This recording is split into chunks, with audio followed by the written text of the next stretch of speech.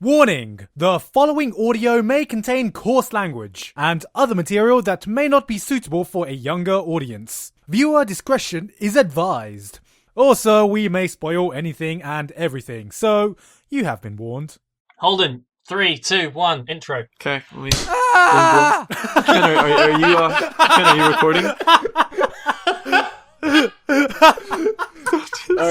Alright, I'm good now. Keep that in! That was so pro. Keep that. That was so pro. You okay, Ken? Alright, Okay. yeah, I'm fine. Okay. Are you recording? I started. Hey, shh, everyone stop Yeah. bullying Ken. Let me touch Yeah, him a little bit on his shoulder. And his touch zones, not his no touch zones. What? Ken. His erogenous zones. Why are you touching me? Okay, I'm not Leave me touching Ken. alone. I'm not touching Ken anymore. No, Ken, what's wrong? What's wrong, baby? What's wrong?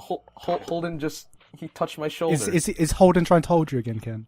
Oh! That's I like told my him to thing! stop. Holden's gonna do some Holden. Wow, I forgot what my It's name not like was. I wanted you to touch my shoulder, Barker. Show me on this doll where he touched you. Is an Android fine? I could use one of those. I was gonna say, show me on this Figma, mate. So, Holden, do you want to introduce this podcast? Of course. Okay, well, we're all on Show him recording, on the Gundam Age so 3. that's good. So with this sip of coffee, And my opening of the can. I was like, wait, did Holden just open a coffee? What the fuck? Can of coffee. I mean, that fucking Japanese, man. I was about to say, got that Kaji Shinji UCC shit.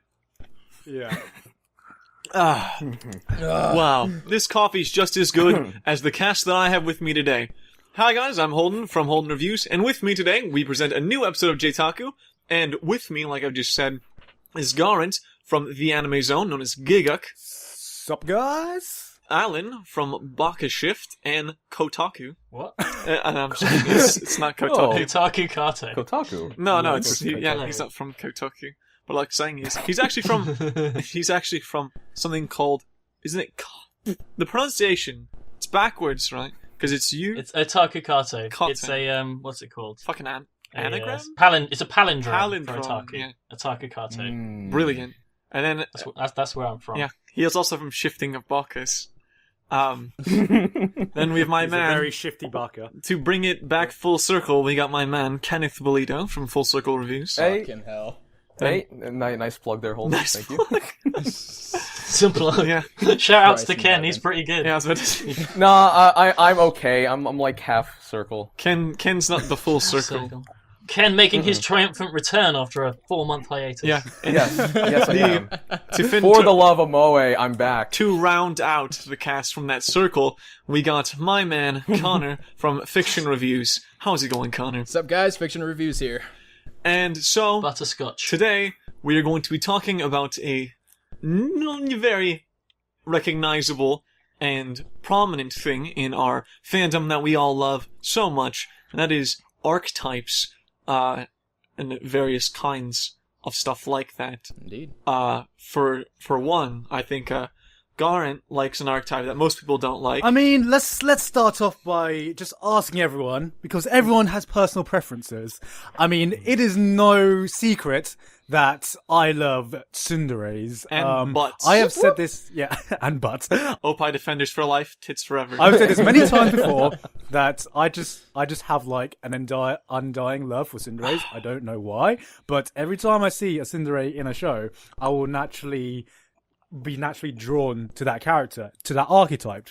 But what is everyone's favourite archetype in this chat? Let's start that question off. Let's start off with Connor. I'm going to put you on the spot, if you don't mind. Oh, wonderful. Yeah, Connor, because I don't actually know what your preferences are. No, so this will be I'm very interested.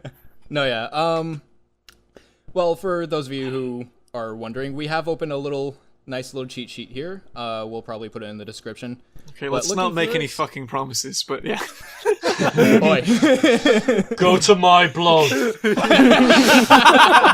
the notes. I want notes. Go to fictionanimereviews.tumblr.com and there's a post Yeah. there about character archetypes. And it's quite an important page because Connor is actually the only man in the world who has a Tumblr page. Which is also true. Right, Garants? Shut up. Connor. We do not talk about Tumblr here. Yeah, We're not I was about to girls. say, Gar, But, what was your latest post? Which you probably couldn't tell me. Anyways, Let's see what you got. Looking through here, I mean, I guess I would like something between like a Kudere, a Dandere, and a what does this say? Nadeshiko, which is like a perfect wife. Can you so define far all there's- three of those for the laymen out there who are like, what's a Japan? Okay. Kudere, according to this list, is the cold type, logical thinker, cool and collected, blunt with opinions, more friendly in private. Dandere is a distant type, socially aloof. And Nadeshiko, as I said, is the perfect wife, polite and reserved, soothing aura. Shout outs to my girl, Irisville, from Fate to Zero. shout out, Yes. shout out to Belle Dandy from Oh My Goddess. Oh. That is Love you too, love. Love you too. So, what about you, Alan? I am very much firmly in love with my Danderes. It's very much thanks to my very caring waifu, Yuzuri Haranori, and pretty much everyone voiced by Kayano Ai. I'm just all over that. I'm all over that. And lastly, for the love of Moe, Kenneth, why don't you tell us what you like? Other than Moe. I don't like any of them. I don't like anything. I fucking hate life. I hate everything. No, I don't Asexual. know. I'm looking at this, and there's a million things here. It could go either way. He likes them I idols. think. Well, which one would Renge fit into? Because it's that one, I'm sure. It's probably... Wait, Renge? Like somewhere between like Loli, obviously, and Ken's a pedophile. Arrest him now. Thank you. Okay, fine. Let's Just get it all. Let's come clean here. Let's come Ken, clean here. Ken, we were in Mentaku, okay? Ken, just let it all hang out. You are hanging out with 4 other people who are in Mentaku. You cannot go worse than Yeah, us. man. I was You about need to to say- expose yourself. Yeah. All right, no. the I, world. no, Look at this. I'm We not are in afraid the to say full that. circle of trust here. Yeah. You can tell us Thank anything. Put your trust I'm in not- me, I'm as a not- wise woman once said. I'm not afraid. Put If your you trust consider in me. yourself a grade 1 lowly, No, I mean, I'm not afraid to say that I like loli characters. I think they make the cutest characters. So that's one. Okay. But like it's loli somewhere mixed between the like let's see here, the loli and the emoto are usually the ones. That's like one part of it. Oh, If man. not for that, Recently, my sister is unusual. Yeah. Made the season. no, we'll save that for another day. An emote show, man. No, we the won't. other I one- don't think we're going to do a J-Taku on emote show. So I don't think that would be in the public's best interest. I'd like to veto that podcast. No, sure. Emocho. Preface for all the fans To of be it. fair, Emocho is a guilty pleasure, but no, the second one that I tend to like, and I've noticed this more recently, is the Bokuko, which is the tomboy characters. I don't know. I find that I like them a lot. I find it cute that like when someone fully acknowledges that they're tomboy. Is this just basically the entire cast of K-On! That you're describing? No. no, That's it's the one The character. Monogatari series has Karen and Kamburu, which are like the two. No, it's clearly Yeah. Ken. It's clearly just based on that chick from IMAS, isn't it? Yeah. Whose name escapes me. No, there's Makoto from IMAS, but there's also like Yoko from Kinera She's Mosaic, glorious. And she's glorious. Natsumi from Non Biori. Like I like those characters in general. Mhm. There's quite a couple of them that I've just found a liking towards. So Well, I think a good question to ask you guys is like, we all have our favorite archetypes, but when it comes to I like Tsundere's, by the way. sorry, That's mine. Oh, yeah, Holden. So I like Tsundere's, by oh the yeah, way. Holden, did you get to go? No, that's all right though. I'm drinking coffee. Well, you two are the same person, so it doesn't even matter. I think I just assumed you liked Tsundere, so I just assumed you already said. no, it's that It is because Gaunt and Holden. we are one and the we are same. one and the same. That's why we are the Garden Yeah. of Masters, which is our newest iteration of our name. Team title. The newest iteration with me and Connor's newest iteration. Myself and Ken being the connoisseurs of Moe. Yeah, connoisseurs of Moe. that's I like so, it. That's what we're doing, man. And me and Connor being married. Yeah, Yeah, just straight up. that's very possible. Butterscotch and Chester for life. No, Don't but shave. do you think like when you see archetypes in a story, because do you think it helps the show or Hurts it. does it hurt it or help it when you see proper archetypes in a show? Interesting. Well, it depends. In my views, Sure. I think that archetypes very, very much help out shorter series because when you have, and particularly series with a lot of characters, because when you have a very clearly established archetype, a lot of the development is done before you even start watching the show. So when you go into a series, something like Idolmaster, for example, you kind of are already attached to some of these characters because you can kind of predict how they're going to act. Just because there's such a large cast, and if they try to make all of these characters new and interesting and completely different, it will be incredibly hard to get into them as characters. Plus, I mean, the other thing for me is that it gives me something to latch onto in the show. Like, sometimes, like, there aren't as much good qualities in a show as there are, like, bad qualities at times. So it's like, if I could find one thing to latch onto, it just, kind of makes it more engaging for me. It's kind of like a superficial attachment, sort of, but it's something. No, yeah. And I don't know. I understand. I guess that's kind of why I like Moe a lot, because I mean I like the cute characters. So the fact that I could just discount that, or rather I could not if I could just completely ignore the fact that whatever people say Moe is bad, things like that. Like, if I could just turn that off and actually like it, then that's one less thing that I have to worry about in a show. Yeah, I mean, that's understandable. I mean, the thing that I like is, like, I love Tsunderes, but at the same time, if it's such a really, really generic Tsundere, like, when I saw Asuna from Sword Art Online, I really did just roll my eyes, just going... Yeah. No, yeah, as soon as you see those really generic ones, you just kind of have to fucking, like, put your face in your hand, and you're just like, oh, fucking, really? Yeah. One of the biggest things I get out of that... my hand was in my face when I saw Yeah, Asuna. so, but when you have a character like Asuna, she very much feels like it's literally the writer has gone, the 15-year-old who wrote Sword Art Online has gone, I would like a Tsundere as my heroine. Preface, he's actually 15. Like, just so we're clear, he was 15. I'm just firing shots. The guy's actually 15. He's not arbitrarily assigning numbers here. These are facts. Wasn't he 15 when he wrote that, though? No, the that's first what I'm half. saying. Yeah. Like, He was actually 15. he was actually 15. And so someone like Asuna very much feels like, I am going to write a Tsundere, whereas some of the more complex Tsunderes literally feel like, I am going to write a character. Yeah, because This is the character I'm going to create, and they have just ended up that way. As in, like, it's good writing, and they actually needed to be like that. People like Asuka, people like Senjogahara, people actually have kind of depth and substance beyond what we can categorize as being a Tsundere. Because one of the biggest things when it comes to the Tsundere Club, like, our motto here is, Tsunderes, they're not bitches, they're just misunderstood. Yeah, they're just misunderstood. That's what me and Garn have always said. Yeah, that is our motto here. They're just misunderstood. In the Tsundere Club. So when I see, like, the really Fucking hell. flagship Tsunderes, like, for example, like, people like Louise from Zero no Tsukaima, or Shana from Shakugan no Shana. Pretty much everyone voiced by Ren Kugamiya. Yeah, all of the Rikugamiya, yeah. Yeah. I'm just like, I don't like these characters, because they're not good characters. Urusei! No, Urachai. But that's because I think for Tsunderes, the reason that I like the concept of Tsunderes is they really give they allow for more depth, because Tsunderes, they're bitches, but you get to find out like why they act the way they were. I think that's a big draw to them, is that it's welcoming to development. It's welcome to development, but it's also fun for mystery and exploration, because it's this idea that they weren't always like this, potentially, and the exploration as to why. Because it's one of the few archetypes, for instance, where you find that out. Whenever you have stuff like Kudere or Yandere, you don't always get an explanation as to why they're like that. Whereas with something with like a Tsundere, like for Asuka, for example, you understand that she's that way because she has like this superiority complex. She's very narcissistic.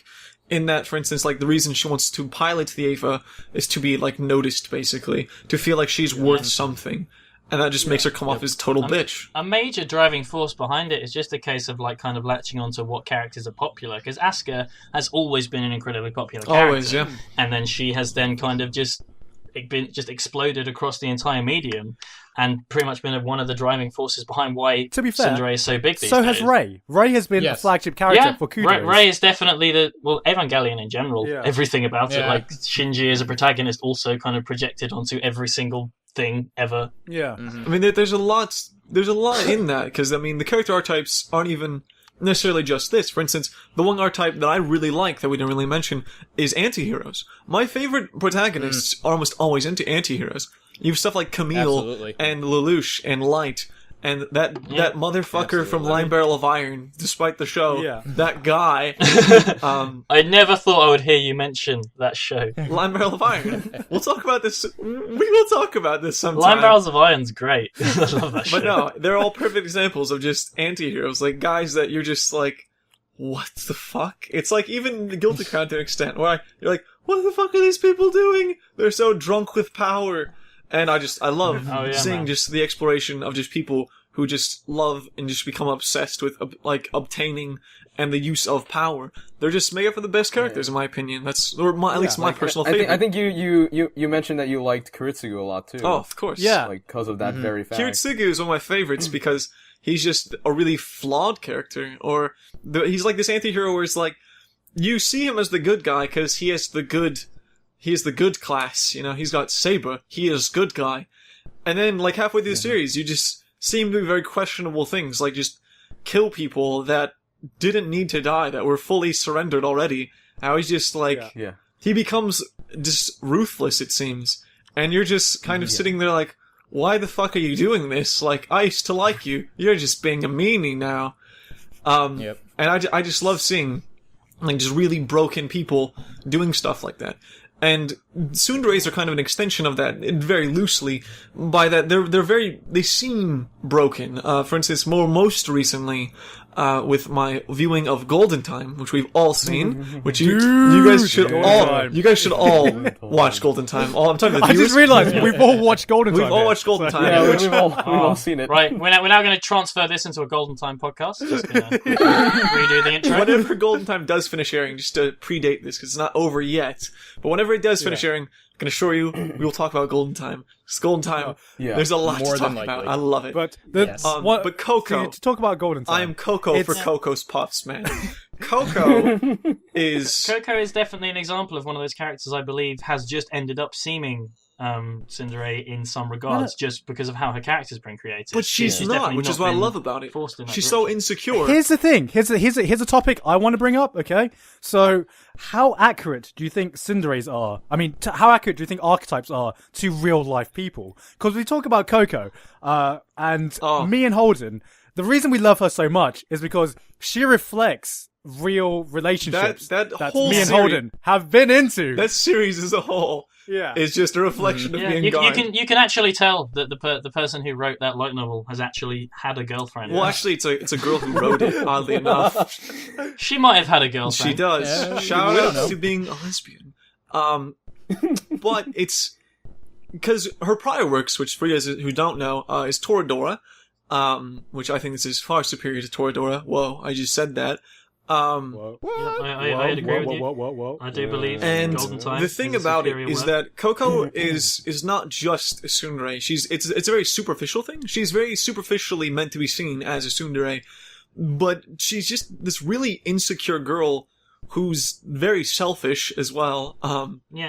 And there's so many layers. Coco is batshit crazy, but you can absolutely see why she's ended up. Yes, that way. you can. It's a case of like Yeah. I think in many ways, I feel like archetypes are an excuse for a character to be one-dimensional. Yes. And I'll ask this question to everyone now: do you all think archetypes is lazy? Generally, just lazy writing. Yes and Depends how they are approached. Go. You go first, Connor. Yeah, you go first, Connor. Yeah, because like you said earlier, Alan, like these can be used as like a writing tool for like shorter series, and so it actually helps a lot. But for long-running series, as you mentioned, it really hurts because if they're exactly cardboard cutouts of these archetypes, then that's all they'll ever be, and then they're just whatever. Yeah. So, Well, we talked about how tsunderes can be given depth. Well, what about the other archetypes that me and Holden are not so much fans of? I mean, your personal favorite. What draws you to your personal favorite archetype? That's a really good question. I really, the thing is, when it comes to my relationship with Danderes, I literally don't know. It is kind of this, just a feeling. I think when it comes to sort of Danderes, for the most part, with their kind of distant emotionlessness, it's just kind of like I get like an aura of protectiveness around them. But those characters are so easy to write that you don't need any sort of depth. Like, I will put my hands up and admit that Inori is a horrendously written character from a horrendously written show. I don't know why I am so drawn to that character. I just am. Oh, Inori. But then Shoot, Let's man. just talk about how bad. Can we just talk about how good Guilty Crown is? Can we just talk about how bad that show is? Yet we love Yeah, it. it's amazing. yeah, just everything about Oh, it. it's just like I've not seen I Guilty Crown. wish I hadn't seen any mecha, and that was my first mecha, because Yeah, honestly, I wish that was my first anime. I wish- Can you imagine how much you would love Guilty Crown if you had never seen anything? if you for some reason are watching this and have never seen anime, go watch Guilty Crown right now. if you just think we're all stunning gentlemen after experiencing mental. I haven't seen many mechs, so maybe I could just, take a look at Guilty Crown and get something out of it. I definitely recommend taking a look at it, because the thing is, You're newer to anime than a lot of us are, Ken, so you should definitely have a bang on you that. are Yeah, newer than yeah, us about anime, but Ken, I would like to pose a question at you then, is like, so the thing with Moe, right, it's interesting, because we Yeah. talked about this before, it's hard to describe the appeal of it, It's this thing... Because it could It's seem a- very superficial, like in many It respects. can. It could be, as I labeled you, a pedophile. It's like... which the police are still on their way, by the way, Ken. But Shout outs to Lost Profits. I'll just walk myself to prison now. yeah, but it's this thing where it's. I think we and Garnt saw a comment once, and it was perfect. It was Moe is a boner in your heart, and that's That's really That the best is- way to describe it. That is basically how I describe Moe to anyone who doesn't have an idea about what Moe is now. Yeah. That's so perfect. But yeah, what draws you to just like the Moe archetypes in general? Because when you think Moe archetypes, you don't think deep characters, No, you think- don't. No. Yeah. No. They are not Kiritsugu. I don't know. I mean, I can't. Here's the thing. I can't Again, really it's- explain it. You could kind of get on my level with that, with what I was saying about Inori and Dandere. It's just I just can't put my finger on why I'm so drawn to them. Yeah, no, I really can't, because I just inherently like these cute characters. Like, it's just something that has developed as I've watched things, like, over the past, 2 years or so. Okay. I don't know, it's weird. It's just like, I saw, just K-On! It was like, okay, this is pretty cool. I didn't like it back then as much as I liked it now, but then I started watching little slice of life shows here and there, like, Achikochi, Yeah. like random episodic stuff like that. And like, I don't know, it hit something in me. I think with K-On! Specifically, I didn't think all that much of it when I first watched it until I've realised retroactively just how fucking important that show is in relation to what modern anime is. Yeah, that show. It's not just that it's important, it's also very consistent. It's really important. It that is too. probably one of the most consistent. Yeah. It's very important. Yeah, I mean that's a huge part of K-On! it. Is definitely one of the most influential anime to come out in the Yeah. past decade. It is Yeah. basically that archetype perfected. Yeah. It is, Yeah, it is no, so, that's exactly it. It is It's narrow, perfected. it is focused, and it does the job. Because Yeah. It is that's exactly what it I needs remember to when be. I first saw K-On! And I just didn't get it. I didn't get it because Yeah. it was just like I didn't know that K-On! Would like Explode. start the wave of just a whole new Yeah. generation of Kens. God, I remember the first video of yours I ever watched was your K-On! Review, and I was just like, Yeah, this no, guy. no. Same here. This is Same here. not a show made for this guy. Clearly, Shout out to Klaus.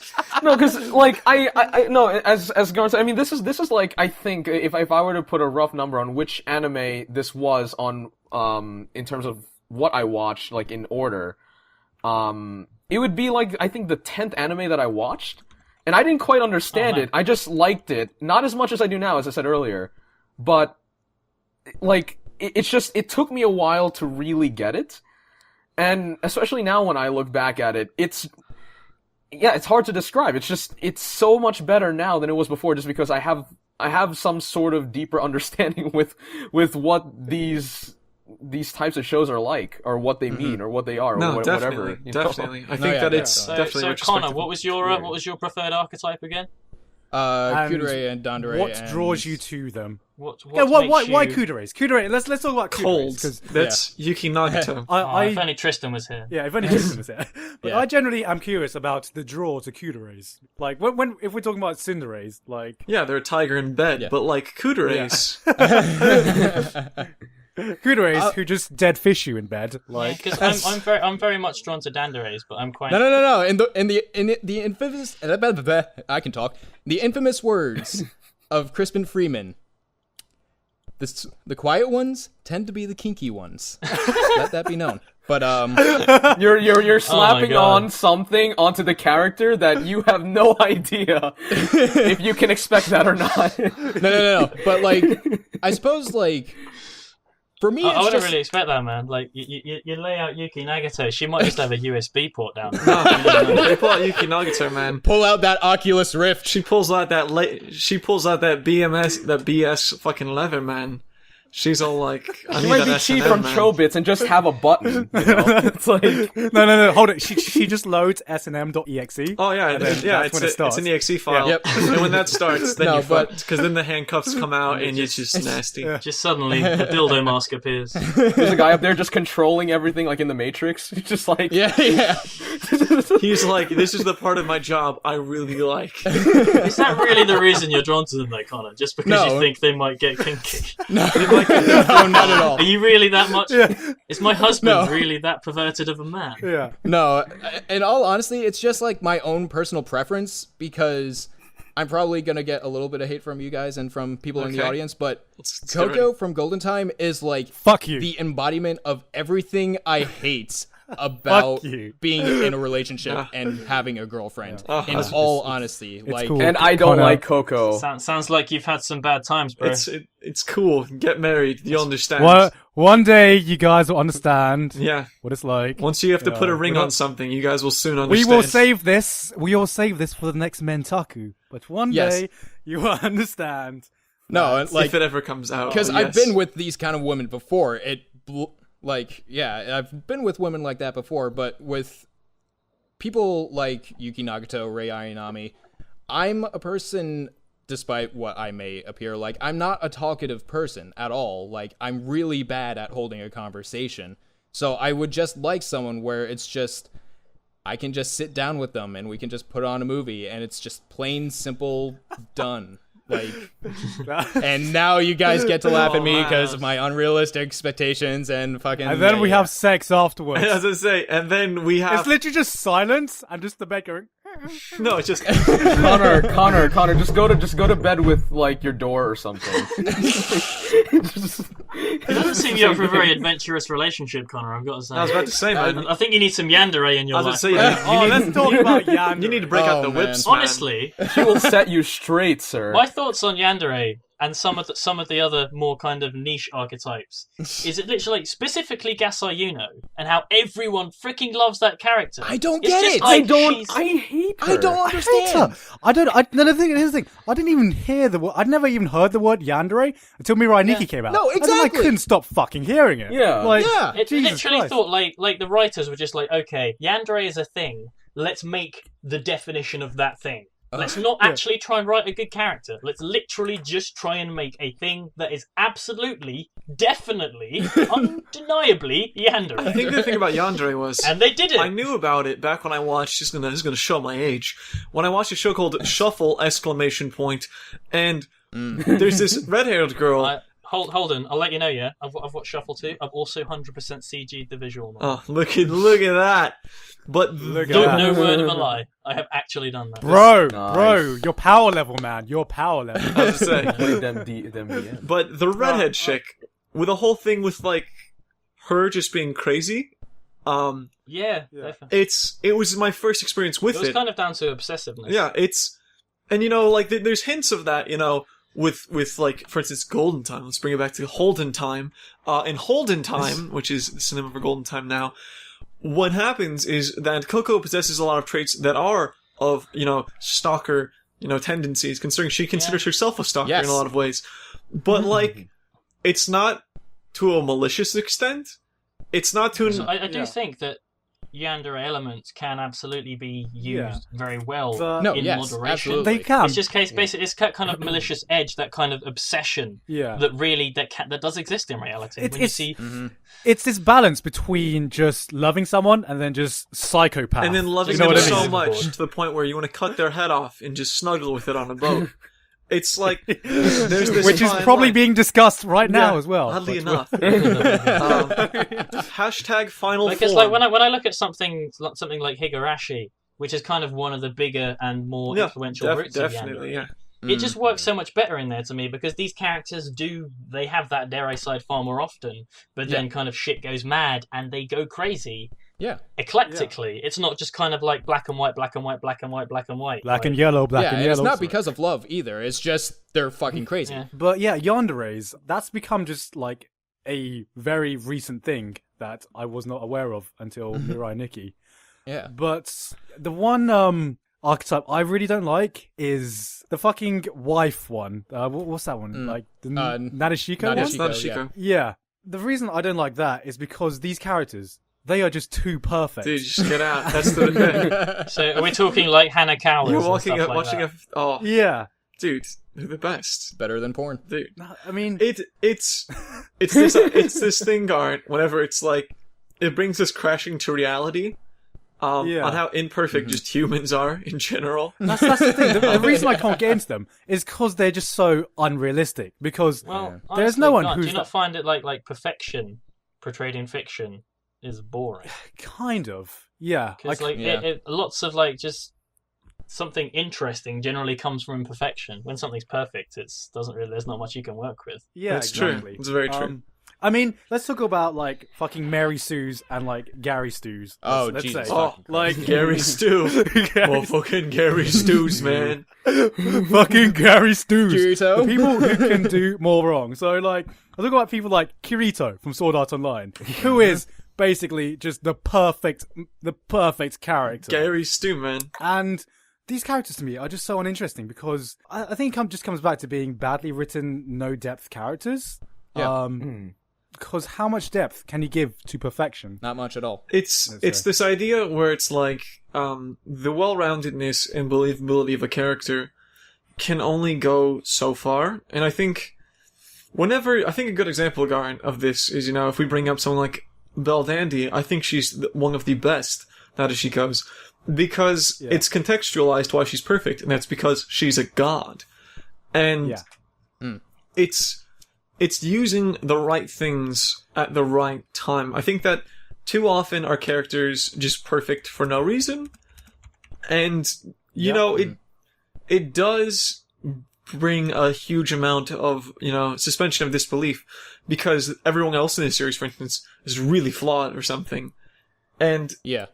Also, I think it's also probably a lot better instead of introducing them as a perfect being, kind of like going with an underdog kind of thing. Definitely. Like, that was honestly probably my biggest problem with Kirito is the fact that he basically started off perfect. He comes in episode 4 and he's like fucking level whatever the fuck on like, and he's just standing there and, you guys can't beat me. It's physically impossible. It's like, what the fuck? My health. Where did that happen? I'm literally going to stand still. It's just Kirito is just like, I am using hacks right now. Can you just imagine how boring the game would have been for him, though? It's just like, that's just like such a bad difficulty curve. It's It's like maxing out your character and then going and doing very easy mode. Yeah, it's just like New Game Plus, Ultra Sweet mode, activate. It's just, I'm standing taking damage and regenerating it faster than you can deal it. That's fucking OP, man. But then we have the flip side of it with, that like, green say, bean katana. characters like Goku from Dragon Ball Z, where, it's the whole theme about it is getting stronger. And so he's a lot more relatable. But yeah, with people there's Kirito, definitely it's just like, fuck that noise. escalation. It's the hero's journey. It's starting off. Let's go on the complete flip side to this for male archetypes and go to the fucking pussy character, the Shinji Ikari. The reluctant male. No. I think there's a very, very different. There's a clear line here because Okay. Shinji is a character in and of himself. Yes. Shinji clones Yes. are bad characters. Shinji, yes. as a character, is an exceptionally well-written character. That is. But Shinji is human, and that is the best way to describe Shinji. Yeah. Whereas Yes. characters that are kind of based off of Shinji literally just feel like Or shit. weakness. Do you know what? It's interesting though, Alan. you can argue the same thing for the rest of the cast of Evangelion, like we just said. But Holden, what were you going to The say? interesting thing is that if you bring in someone like a really good example would be someone like Renton Thurston. Renton Thurston starts off, a lot more reluctant than most main protagonists, but his evolution as a character is just one of the best things in all of anime. Can I just give a shout I'd have out? to say Eureka 7, just one of the best coming of age It is stories. one of the best generally. coming of age stories just in all of Can anime. I just give a shout out to Johnny Young Bosch for having your balls gripped in a vice during the entire recording session? For that. Because that is fucking impressive that I didn't recognize your voice, because he has one of the most recognizable voice in the voice acting. Oh, sure. absolutely. And I did not recognize his voice in Eureka 7. It's just it's very similar to Shinji, but it's just it goes a lot of different ways. That one's all about growing up and accepting things and changing, and it's super interesting to watch in that regard. But then conversely, we have, I don't even know if it's just an archetype really, but the harem main protagonist, the chalkboard, hell. the guy who's just Indecisive Ian. Oh, Kentaro. yeah, indecisive Ian. It's just, oh man, too much booty for one man to handle. And it's just Honestly, harem protagonists aren't characters, they're plot devices. they're Yeah. point of view cameras is what they are.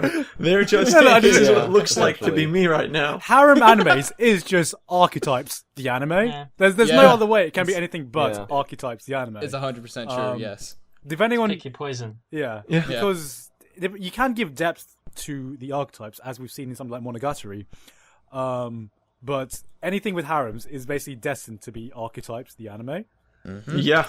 One thing I do think is interesting is these archetypes are all normally seen on females. But when we see them on males, like for example in I have to think- Free. or Kuroko's Basket, isn't it just so weird just to see them on males? I love it. I honestly think it's wonderful. I love it. Yeah, I'm with Alan. I love Dude, it. seeing moe guys is just one of the most awkward things I've ever watched. One of the things I loved the most about Free that I honestly found was just so hilarious in a potentially intentional way is just to literally see these archetypes just always plastered onto female characters, one for one plastered onto a male character. So when you see Haruka Nanase wearing an apron, it's just like, oh my god. Oh god. This is the funniest thing ever, and I don't know why it's The so thing funny. is, it's weird and odd, but it's like oddly refreshing. It's like You can't help it's but love different, it. but it's the same. Exactly. I do It was think one of those moments where it was just like, oh, wait, is this how girls feel? This is... what? I really like seeing stuff like Do this a girls lot. want the same archetypes that we do? Like that's how I was when I was watching Free. I was like, yeah, I see. I feel like I'm watching basically or experience this as like the opposite sex, like as the opposite sex would. That's such a legit question. It's a shame we don't have a female in this podcast because it's... No, dude, one we're second. talking Let to- me just transform really quick. So, Helena reviews. Helena. Helena. But the thing Digivolve. thing is that Yeah, change again. what kind of archetypes do females want in males? Because the thing is, we are not featured. I think it's kind of unwritten Can rule. we bring up dusting fucking chandeliers like Levi? Just, I'm cleaning the house for you, love. I love you. Oh, there's definitely some very clear archetypes that women are drawn to. Levi's a very specific Levi. one. What about Armin? Armin.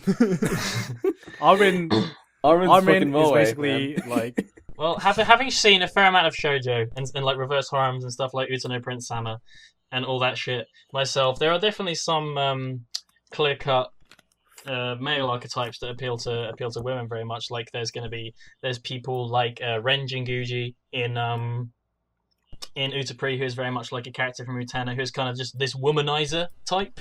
There's like that womanizer type. is that like There's like the boyish young type It's kind of like, who is shown yeah, from it's that. kind of like is Tamaki. this basically kind of like Oran High School Yeah. Host Club where Yeah. Yeah, Tamaki, bro. Tamaki, that's the Yeah, one. I the was looking blonde for, one. Tamaki. The Casanova. Look at us. Yeah, see Look at those us kind trying of to there's like all those female. archetypes run through female stuff as well, and it sells. Oh, it prints money, man. It prints it all the way to the bank, and then they're like, "This isn't counterfeit because you printed it," and they're like, "All right, Yeah, thank you." and that kind of like deep, sort of like smouldering, kind of thing that Levi is, that everyone seems to swoon over, and I don't know why. I mean, I don't know why. He's the new Sasuke. I really don't get Levi. I've spoken to several girls who also don't get Levi. And I'm just like, why? Why is he so popular? The other thing is that I've been checking out some shoujo manga. In particular, there's this one that I'm reading called Tai no Ie. Oh shit! And essentially, there's like this kind of love triangle thing going on, and essentially one of the guys that that's into the main heroine, he's kind of like a tsundere. And I'm like, I don't know, when I read these manga, like, I put myself in the mindset of a 14-year-old girl that would freak out over all of the ships. Ken, stop being such a paedophile. Yeah, Jesus Christ. Stop putting yourself inside 14-year-old girl. There's no way I could have avoided saying that in an odd way. But no, like I love all the shipping and everything. No, it's all like really, I don't know, it's just engaging. But whenever I see the like tsundere stuff come out of that one guy, I'm just like, oh my god, I actually start shipping you now. Yeah. The fucking Ken, girl. do you have a Tumblr? No, I don't actually. You should probably get one, Ken. You'd probably love Tumblr. Yes, he does. I do actually. Yes, he does. I do. I don't use it. I don't use it though. I mean, you should probably use it. You know that. I should probably use it now. Your home is just there. You know. I'm surprised Yeah. that. Yeah, actually, I should go on there more often because like my Instagram just automatically uploads there, but I don't actually check it out that often. Yeah, Maybe I should actually start using it from what I've full-time. got from this podcast is that you're just a college student in a 14-year-old girl's body. That's Oh god, Ken, they should make an anime about you. Dude, they should, should actually, be like they should. Kemfer, just with a 14-year-old girl It would be amazing. who's in college. For some Oh, my reason. tastes are so weird, but I have no regrets though. I like what I watch, and I like what I like. And that's perfectly fine. So true, that. Except when it's not, and you go to jail. Yes. Yeah, no, then Which the police are still on their way. That is kind of a problem, and we have to take this one down, because we have to defend you. I mean, it's weird because as much as I like tsunderes, like I know how hellish it is to basically date one in real life. Let's say. We're gonna bring in that RL connection, bro. But it's this thing where I'm drawn to these characters, but I can very easily segregate that these are fictional characters, and Yeah. if they were real life characters, I probably would not like them personally. Oh, no. You know what I mean? Of course not. I Yeah. can't. I think like dating a Dandere would be just like the most boring thing in the world. It's like, do you wanna do something? No, you're just gonna sit there. All right. Okay. Well, I'll go play on a game. I got some gunpla I can do. I don't need you. Yeah, I'm gonna just build some. Do you want to help me do the panel line? No, alright. But do you know what it is, Alright. man? What? The thing about tsunderes that I always love, it's like that whole disconnection, It's, Yeah. it's seeing how unhealthy our relationships are with women, just judging from that. It's almost as if we're just have that, like, that rescue, that beaten dog thing, where we just are just that rescue pet that had an abusive owner, and we just keep coming back. And we just can't stop. That. We For some we're reason broken. we just keep doing it. nah, Garn, you know what it's all about? Oh, God. It's all Dude, about bro. it's High five, man. yeah, High five. Fucking no, but Garn, it's all about one thing with me, man. It's all about Okay. finally blushing and just pouting about it, and I'm just like, Oh, I love you. I'm pretty sure every character archetype that we love, it's all about that blush moment. Oh, the And blush It's the moment. reaction that you get. The blush Absolutely. moment. It's the and- reaction that you get after saying something. It's that feeling in your kokoro that you just can't describe. No, dude. Exactly. It feels like you're doing a backflip and a front flip simultaneously. You're just standing still, and you're like, "Wow, that's amazing." I can't handle it. This is an essence for the love of Moe. No, It's like that's like basically 90% of the reason. Ken's video series has spilled into J-Taku. That's like We have a 90% of the leak. reason why I watch what I watch. It's for that. It's for that reaction. For that blush moment. Oh, Yeah, my God. I just think for that that blush it's moment. funny because if they took away blushing from anime, romance would no longer be a feasible genre. I feel like sometimes No. It would never be the same. it would. Guys, it would, anime's dead. it would just be like, wow, Free killed it. We've ruined it. It's over. No, dude. The best is whenever it's. I don't know if you're drunk or just really turned on right now. I can't tell because they're the same. You know, one thing the first thing I noticed about Free was that, which is I'd never seen before, was that just a guy just blushing. Yep. It's rare because guys either No. blush. I've seen guys possible. blushing. You see guys blushing in shoujo all the time. Yeah, Oh, yeah, you do. Wow. Yeah. they either blush or get that nosebleed. Like son. in kind of the more kind of solemn characters. Yes. Because like honestly, most shoujo love interests are kind of this guy who's like top of the class, top of the grades, and she's like, I'll never get him. And she No, does. most of them got. Shout Yeah. outs to Sakita Inayo. And Skite Ineo and everything else. We have to make the distinction. We're talking about, like, the blush that you see on the tsunderes, not the fucking, like, my whole entire face is now blood red.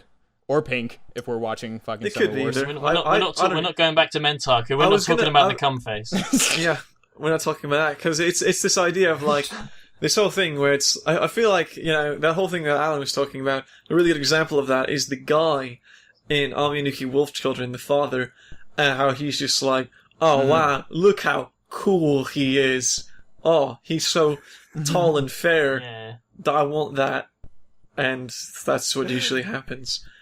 And I think it's really interesting because I archetypes think, can be honestly, so that diverse. archetype is basically the reverse, Kudere. the The other Kudere side of of the them, kind of perfection, Yeah. the perfection side. It's just like, but honestly, I think it actually works in shoujo because like that character is more likely to take control, and it makes more Yes. sense. Yeah, the fixer-uppers. Do you know one thing I find really interesting What's up? that is very different from like East and West? Sure. Okay. It's this concept of bromance. Because if you see bromance here in the West, it's just like, "Oh, yeah, we're gonna play some football. Shout bromance." outs to Banri and Mitsuo, golden time. Banri and Yeah, and Mitsuo. every time you see it in anime, it's Yeah, like man. this thing where it's they are just bordering being gay for each other. Oh, It's yeah, I was so gonna say, homoerotic. It's so it's- fucking funny. No, Garan, do you know the only Western comparison I really have for something very similar to that? It's very mainstream. The similar one is Fight Club. It's Tyler Durden and dude, Brad Fight Pitt. It's like these two guys that are just so high five about everything, and they're like, "Hey man, I fucked this chick. Your turn." Like it's like, and I'm like, "No, your cooker's been in there." Tap in. And it's sloppy seconds. Kokoro. Sloppy seconds. Kokoro. Kokoro, man. Your heart has been inside her. And It's more than just a Kokoro. no, people, women say men think with their penis, all I gotta say back is, Yeah. blow my mind. And so, Yeah. I think, it's a lot, it's the whole social acceptance I feel like is very interesting in Eastern media. The whole idea of the unisexual baths, or just the single gender baths are interesting. Oh, It's the idea of, dude. would you want to see your best to Can I go off topic? Can I go off Yeah, topic for a bit? of course. So when I went to Japan, right? Oh, so this story. I went to the hot springs Yes. in Japan. Oh, I love this story. And I was just, it was one of these weird moments when it was just like, dude, is this like an anime? Do I get to act out my anime? But it was just like, so I go to these baths, right? And then we go to the changing room, and I see on the door, right, a sign going, "You're not allowed to wear towels in the bath area." And I'm just like, so wait, so I have to go in there, but naked, like with my penis hanging out. And I was in the changing room, and there were just these guys just like walking around with their dicks out, and I'm just like, I'm in the corner taking off my clothes, going, I feel really fucking awkward here. No, I think it's absolutely Culture amazing. differences. No, maybe it's just how desensitized the Japanese are. I love because it. I feel like the difference between East and West is how subtle it is, like the subtleties. Because like the romance here, it's not like full on like, like, yeah, I would. You should just bump. No, you know? no, it's not one of those like. It's Sword not fighting. like give me a hug, man, and they sit there quietly for a couple seconds, like we're still gonna hug this out. It's this thing where I saw friends there in Toulouse just having a conversation while walking, to the bars with it. So guys, and if I imagine myself and someone like Holden, just like I can't ignore the fact that like the dude, garden shipping begins. Me and Connor do it all the time. It's fine. Yeah, Oh, it's just absolutely. like I fly over We have England perfectly every normal weekend. conversations when we're washing each other. I think yeah. one of the Dude, we're most having a interesting conversation things. and our wangs. It's so interesting. And our wangs are just flopping out there. It's I like, would- how does that work? How do you do Oh that? no, I would honestly, I'd love it, to be honest. I love the idea of gender, of just complete and utter gender acceptance. I find it amazing. It's not like we're lying or anything. It's not the classic idea of just being afraid of yourself. I love the naturalist side of me loves it. The whole idea of being a nudist, which is something that I would totally fucking be all over if I I had just like, love how completely and utterly off topic this is. oh, nudists are This like, has fuck all to do with anything. we need a nudist is what we need. Maybe a nudist is an archetype. Next time we go to Japan Garb, Oh. we'll all be naked. We'll make sure of that one. We have to be. Yeah, we'll make that an archetype. No, we just have the to. nudist one. Just nudist. Shout out to Nudist Beach. Yeah. Shout out to hashtag anime cocks are rare. Oh, Alain. Yeah, shout out to hashtags anime cocks are rare. We definitely need that. It's brilliant. Nudism, man. It's great. With that said, does anyone want to add anything to this discussion about archetypes that we were having before I completely went off topic? But Okay, I think I have one good question that will close this off. okay. All right. Do you all think that, with archetypes being so common, would you say that archetypes are holding back writers from creating original and good characters? I think there's a lot No. holding them back in the first place.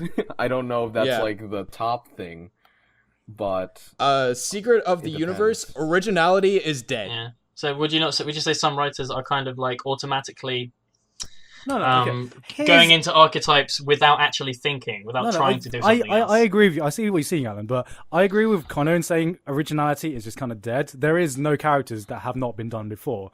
At Exactly. the same time, one thing I do want to bring up is a series like Bakano. If you look at Bakano as an anime, you look at it and you're just like, these are really original characters because you don't normally see Yeah. them in anime. But in reality, every character in Bakano is basically an archetype. It's like a Western archetype that we see, Yeah. basically. Yeah. Exactly. But because It's a not forgotten normally archetype is seen what it in feels anime- like. Yeah, exactly. It's because it's not normally seen in anime. It's Rare. it's so rare that it seems so fresh. Yes. So I would like to see more archetypes being explored than just Yeah. the ones we normally see. Yeah. I think not it's more a about- case of like, as you say, originality is dead, and it's unlikely we're going to see brand new characters out of nowhere because that's nearly impossible. But I mean, Yeah. Yes. could give a bit more love to some things that don't get much No, yeah, it's don't get not, much light. Like, I mean, honestly, when you see certain characters like that who are seen as being like iconic, like Utena and like Oscar Francois de Jarge, this kind of like very powerful female character, people like the Major from Yeah. from Ghost in the Shell, and people kind of look and have stupidly high respect for these characters, and we just don't see more of it. And I think maybe in that vein, would you say that some people are reluctant to make characters similar to them because it's not like you are making a Tsundere, it's you are making a Yes. Major No. Kusanagi. Oh, ripoff. definitely. I think that the idea of people who corner one demographic or have a similar ideas of a certain show will automatically just have to go through just this hell of people labeling them as knockoffs for this other show, even though they're totally different, you know? Like, it's so easy for people to assume that something is like something else, or just a knockoff of something else, because, you know, the idea of, like, for instance, you could draw certain characteristics from each show and apply them to almost anything, you know? Yeah. You could easily... I mean, like, no, I mean, I have to deal with this with Moe. Definitely. I have to deal with this with Moe a lot because, like, the main reason why I like watching these shows is because I like to see what they can do different. Like, while a lot of them are the same, there are a few of them that have these particular nuances in them that really make them stand out. But yeah, they I feel like they branch just out have and do this. something different. They have this level. They have this label attached to them just because of the type of show that they are, and I people are think a just lot really of that, quick to Ken, assume goes that back to sucks. Kaon, because I think after Kaon, Yeah. every character that kind of fitted into was even remotely similar to a character of Kaon then became the Mio, the Yui, Yep. Yeah, the yeah, Azusa, yeah. just because of how much influence Kaon had. Yeah, but you can say the same thing about the Asukas, the Rays, Yeah. Yeah. the whatevers, you know. And it's just not real. Like on the other side of what we're talking about. It's just not really also fair to discount shows that kind of have basis or whatever may have you on other characters that may have either been the start of that or have done that before. It's kind of disappointing sometimes to see some things have these labels attached to them when or they're labeled as bad when they're really not, or are not being seen at least in the right light. It's Not given the chance and just Yeah. thrown off to the side. Yeah. So I think that was a good way to end off this podcast on archetypes. Hope you guys have enjoyed our little discussion, even though if we did go a bit off topic, but nudism. we never. exactly. So with me today has been Holden from HoldenReviews, I can't wait to get naked in a bath. Connor from Fiction Reviews, It's not like I wanted to record this podcast, Baka. Alain from Bakashift. Connor, you're a dick. You stole my outro. No, Connor, shouldn't you have just been? Bye.